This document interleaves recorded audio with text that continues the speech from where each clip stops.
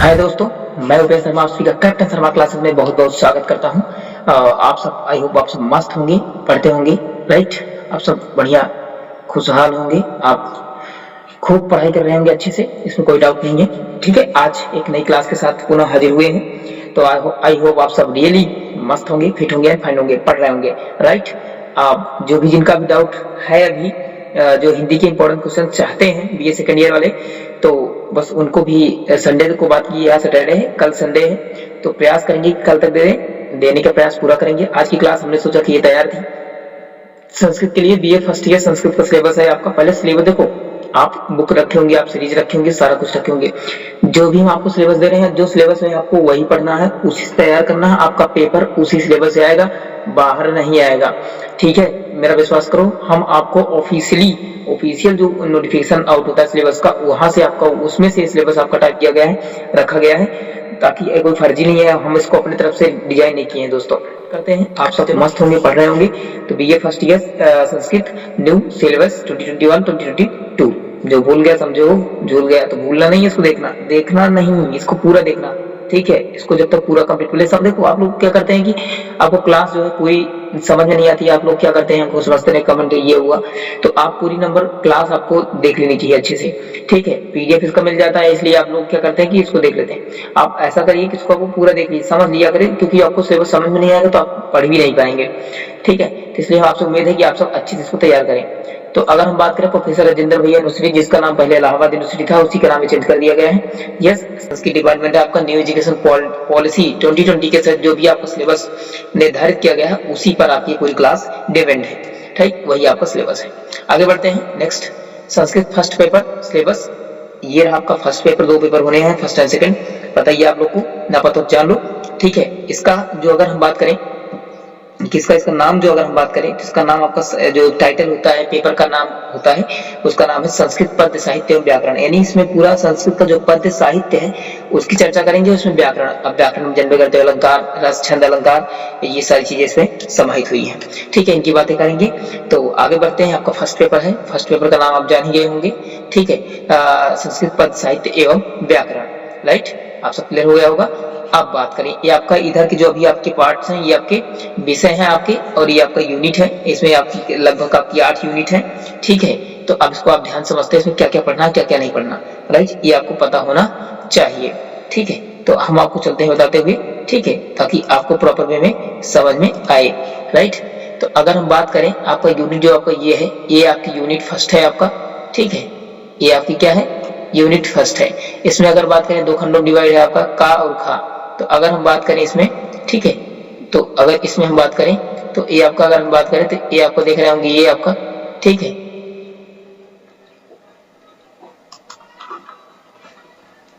Right, तो ये आपका यूनिट फर्स्ट है आपका, राइट, ये आपका। तो संस्कृत वाग्य में पारस्परिक ज्ञान विज्ञान एवं राष्ट्र गौरव, वैदिक एवं लौकिक साहित्य में भारतीय दर्शन, भूगोल एवं खगोल, गणित, ज्योतिष तथा वास्तु, योग, आयुर्वेद, अर्थशास्त्र, विज्ञान, साहित्य इत्यादि का सामान्य परिचय। अगर हम बात करें तो इसमें आपको संपूर्ण संस्कृत में जो आपकी लौकिक साहित्य रही है और वैदिक साहित्य रही है, इनके बारे में हम अंतर पढ़ेंगे और इनके क्वेश्चन पढ़ेंगे। भारतीय दर्शन क्या है, संस्कृत के हिसाब से भूगोल और खगोल विज्ञान क्या है, गणित क्या है, ज्योतिष क्या है, ये सारी चीजें। यजुर्वेद क्या है, आयुर्वेद क्या है, अर्थशास्त्र क्या है, विज्ञान क्या है, संगीत क्या है, ये संस्कृत के बारे में, मतलब कि संस्कृत का विकास कैसे हुआ, पूरा साहित्य का विकास कैसे हुआ, इन चीजों को सारी इसके पहलू हम इसमें डिस्कस करेंगे। ये सारा इसका सिलेबस इसमें है, आपको ये पढ़ना है। ठीक है, और यूनिट नंबर फर्स्ट का अगर सेकेंड बोले यानी खा बोले, तो ये आपका रहा। ठीक है, ये खा बोले, इसमें रहा तो आपका संस्कृत काव्य का सामान्य परिचय। इसमें काव्य पढ़ेंगे, इसमें क्या पढ़ेंगे, संस्कृत काव्य का सामान्य परिचय, क्या होता है संस्कृत काव्य, इसके बारे में चर्चा होगी इसमें। पद्य काव्य की परंपरा, प्रमुख आचार्य। अब जिस बात करेंगे काव्य का विकास कैसे हुआ, कैसे स्टार्ट हुआ काव्य, और उसके प्रमुख आचार्य जैसे महाकवि वाल्मीकि है, महाकवि वेद व्यास है, और महाकवि कालिदास है, महाकवि भारवी है, महाकवि माघ है, महाकवि हर्ष है, और महाकवि जयदेव है। ये 4-5-7 कवि हैं जिनके बारे में आपको अध्ययन करेंगे। महर्षि हैं, संस्कृत के आचार्य हैं, इनके बारे में बहुत सारे अध्ययन करेंगे। भामा है, और बहुत सारे सिलेबस के दौरान है। भामा वगैरह तो जो थे उसमें फर्स्ट ईयर में, ये आपकी सॉरी सेकेंड ईयर में है, और ये फर्स्ट ईयर में आपके। ठीक है, तो ये आप समझ गए होंगे। अगर इसमें बात करें आपका, तो फर्स्ट पेपर ही चल रहा है, बताइए आपको यूनिट नंबर 2 में किरात अर्जुनियम का प्रथम सर्ग है, जिसमें व्याख्यात्मक और समीक्षात्मक प्रश्न पूछे जाएंगे। किरात अर्जुनियम क्या है? किरात भगवान शंकर, अर्जुन मतलब निर्णय करते हो, तो जब भगवान शंकर और किरात अर्जुनियम में युद्ध हो रहा था, जब उनसे मिलन हुआ था वहां पर, तो पाशुपतास्त्र पाने के लिए गए थे, तो वहीं पर इसका पूरा अध्ययन इसमें किया गया। प्रथम सर्ग, इसमें आपको 2 सर्ग हैं, जिनमें कि आपको प्रथम सर्ग पढ़ना है, द्वितीय नहीं पढ़ना। ठीक है, अगर बात करें यहाँ पर कालिदास का ग्रंथ है आपका, ठीक है, श्लोक नंबर 1 से 25 तक आपको पढ़ना है। कुमार संभोम का प्रथम सर्ग पढ़ना है, इसमें वही प्रश्न व्याख्या आएगी आपकी, समीक्षात्मक प्रश्न आएंगे। समीक्षात्मक प्रश्न का मतलब ये लघुत्तरी प्रश्न, दीर्घोत्तरी। ठीक है, अगर हम बात करें नीति शतकम, ये आपका है, ठीक है, नीति शतकम भी आपको पढ़ना है 1 से 25, मतलब कि आपको श्लोक नंबर 1 से लेकर 25 तक पढ़ना, जो कि प्रथम सर्ग के अंतर्गत आपका आता है। तो ये रहा आपका यूनिट नंबर 4 तक आपका, ठीक है, ये रहा आपका यूनिट नंबर 4, ठीक है। आई होप आप सबको क्लियर हो गया होगा, ठीक है। तो आप लोग को ये सारी चीजें क्लियर हो ही गई होंगी, ठीक है। तो अगर हम बात करें, ठीक है, तो ये अगर हम बात करें आप यूनिट नंबर 4, अभी आपका द्वितीय पार्ट है। देखो आपका एक पेपर, आपका फर्स्ट पेपर ही चल रहा है आपका, इसमें का द्वितीय पार्ट, मतलब ये तो इतनी सारी चीजें आप इसमें व्याकरण में क्या पढ़ेंगे। तो व्याकरण में आपकी फर्स्ट यूनिट है, आपको क्या पढ़ना है? संधि प्रकरण, लघु सिद्धांत, कौमुदी पढ़नी है, ठीक है। और इसमें अगर बात करें संधि में, अब कौन सी बात करना है? आपका अच सूत्र है, अच मतलब सब, ठीक है। हल सूत्र की व्याख्या, पूरा सूत्र इसकी पूरी संधि विग्रह पढ़ना है, और विसर्ग, ठीक है। हल संधि और विसर्ग संधि और रच संधि और संज्ञा प्रकरण के तहत इतनी सारी पॉइंट आपको अच्छे से रीड करनी है, पढ़ना है। आपका सिलेबस है, इसी से आपको पढ़ना है और आपको इसी से तो आपके पास सीरीज हो तब भी, और आपकी सीरीज वगैरह आप सबकी आ गई होंगी। आपको जो अच्छा लगे, जो समझ में आए, आप ले सकते हैं। अगर आपको कोई दिक्कत हो इसमें भी लेने और देने में, कि मतलब कि हमें कौन सी खरीदनी चाहिए और कौन सी नहीं खरीदनी चाहिए, तो उस पर हम एक वीडियो आपको प्रोवाइड करा देंगे, ठीक है। जिन भी भाइयों को दिक्कत हो वो कृपया करके हमसे पूछ सकते हैं कमेंट बॉक्स में, या फिर नहीं तो टेलीग्राम पे आप जुड़ करके पूछ सकते हैं। इसमें कोई दिक्कत आपको नहीं होनी चाहिए, ठीक है। तो ये रहा आपका पूरा पॉइंट, ठीक है। तो ये आपका फर्स्ट पेपर रहा आपका, ठीक है। तो ये आपका कौन सा पेपर रहा? फर्स्ट पेपर का सिलेबस रहा। अगर हम बात करें सेकंड पेपर की, ठीक है, तो देखो फर्स्ट पेपर आपका संस्कृत पद्य साहित्य व्याकरण था। अब जो आपका सेकंड पेपर है संस्कृत गद्य साहित्य एवं संगणक अनुप्रयोग। अब देखना, ये संगणक क्या है? कंप्यूटर आप समझते हो, कोई सा चीज है, क्योंकि अब जो है जो न्यू एजुकेशन पॉलिसी के तहत है, इसमें ये कंपलसरी कर दिया गया है कि कंप्यूटर सबको पढ़ना है। यानी संस्कृत इसमें गद्य साहित्य का सिलेबस है, और इसमें आपका कंप्यूटर का अनुप्रयोग कैसा हमारे जीवन में, हमारे इसमें क्या क्या उपयोग है कंप्यूटर के बारे में इसमें अध्ययन करेंगे। तो कंप्यूटर जो बच्चे पढ़ रखे हैं उनको तो इसमें पॉजिटिव पॉइंट मिलने वाला है, ठीक है। और जो भी बच्चे संस्कृत साहित्य गद्य, उसमें पद हो गया, इसमें गद्य हो गया, तो इसमें गद्य की चर्चा करेंगे। और फर्स्ट पेपर आपका गद्य, और देखो एक साधारण शब्दों में अगर हम इसको इन शॉर्ट्स में अगर कहें, तो आपका जो फर्स्ट पेपर संस्कृत का है, उसमें आपको संस्कृत पद्य साहित्य और व्याकरण पढ़ना है। व्याकरण में संधि पढ़नी है पूरी, लघु सिद्धांत, कौमुदी, ठीक है। उसमें अच है, हल है और विसर्ग है, 3 संधियों के नाम पढ़ने हैं। अगर बात करें सेकंड पेपर, तो संस्कृत गद्य साहित्य एवं संगणक अनुप्रयोग, यानी कंप्यूटर का यूजेस इसमें पढ़ने हैं। तो ये आपका दूसरा सिलेबस है, इसको भी हम देख लेते हैं फटाक से, ठीक है। ये रहा आपका दूसरा पेपर, आपका सेकंड पेपर, ठीक है। आई होप आप सबको क्लियर हो गया होगा।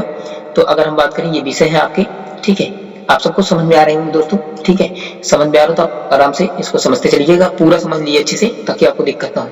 तो अगर हम बात करें यहाँ पर, ठीक है, ये आपका रहा प्रथम पार्ट इसका, मतलब कि देखो दोनों पेपर पार्ट मतलब कि दो भागों में डिवाइड हुए हैं। जिसे आप काथा पढ़ते हैं उसे आप इसको समझ लीजिए 1 2। तो ठीक है, पेपर फर्स्ट भी आपको 2 भागों में डिवाइड है, और पेपर समझ गए होंगे आपको क्या क्या कैसे समझ में आ रही बातें। तो उसकी बात अलग करें, उसमें फर्स्ट में आपका जनरल करते हो पद्य साहित्य है, और इसमें फर्स्ट भाग इसका जो है गद्य साहित्य है। उसमें सेकंड भाग क्या है? उसमें सेकंड भाग आपका व्याकरण है, व्याकरण में संधि है, और इसमें सेकंड भाग में पूरा कंप्यूटर का सिस्टम है। इसको ये देखना है। इसका जो द्वितीय पेपर है आपका, सेकंड पेपर हम डिस्कस कर रहे हैं। तो सेकंड पेपर में आपको गद्य साहित्य है, आप इसको क्या पढ़ना है? गद्य साहित्य का उद्भव मतलब उत्पत्ति एवं विकास, और इसका विकास कैसे हुआ, इसके प्रमुख साहित्यकार जैसे बाणभट्ट हो गए, दंडी हो गए, सुबंध हो गए, शूद्रक हो गए, अंबिका दास व्यास हो गए, और पंडिता क्षमारा हो गए।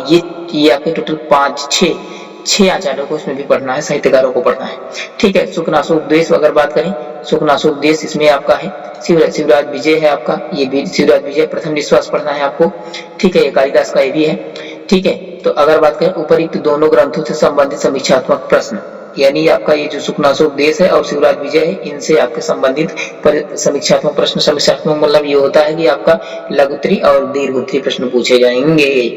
समझ गए दोस्तों, शिवराज विजय, प्रथम निश्वास और सुखनासोपदेश, इन दोनों से व्याख्यात्मक और समीक्षात्मक प्रश्न आपके एग्जाम में पूछे जाएंगे। आई होप आप सबको रियली क्लियर हो रहा होगा। ठीक है दोस्तों, क्लियर हो रहा तो और अच्छी बातें हैं, आगे हम बढ़ते हैं। ठीक है, अगर बात करिए 5वीं यूनिट क्या है, अब आपका होता है आपका हिंदी से संस्कृत में अनुवाद पढ़ना है आपको, अनुवाद। ठीक है, हिंदी से संस्कृत में अनुवाद नियम निर्देश पूर्वक ये करना है।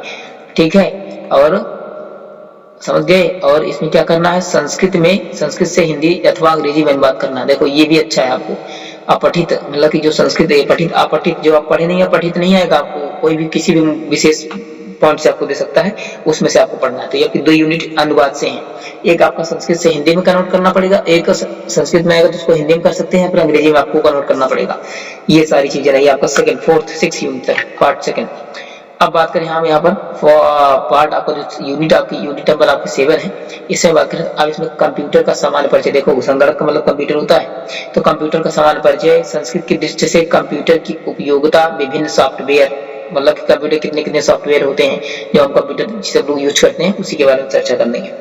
कंप्यूटर से संस्कृत हिंदी लेखन हेतु उपयोगी tools, Unicode, Google input tools, Google assistant, voice typing आदि, इन सब के पॉइंट्स आपको इसमें देखने को मिलेंगे, पढ़ने को मिलेंगे। अब देखो मतलब कहने का मतलब यह है कि कंप्यूटर से जो है हिंदी संस्कृत, संस्कृत हिंदी लेखन के कौन कौन से टूल उपयोगी हैं। अब जैसे हो गया भाई, अगर इसको हम टाइप करना चाहे तो माइक्रोसॉफ्ट, जो भी आपकी माइक्रोसॉफ्ट कंपनी है आपकी, जो आपको विंडो बनाया हुआ है, window Microsoft window, MS office जो आपका टूल है, उसमें वो पूरा का पूरा आपको काम करता है। और गूगल का इनपुट टूल के बारे में जैसे बोले, गूगल असिस्टेंट जो वॉइस टाइपिंग होती है, आप इसको बोल देते हैं तो लिखते हुए चला जाता है, जो यूट्यूब वगैरह में आता है, सारी चीजें इसके लिए इंपॉर्टेंट है। इसका पार्ट इस सिलेबस के दौरान आपको इसको पढ़ना पड़ेगा।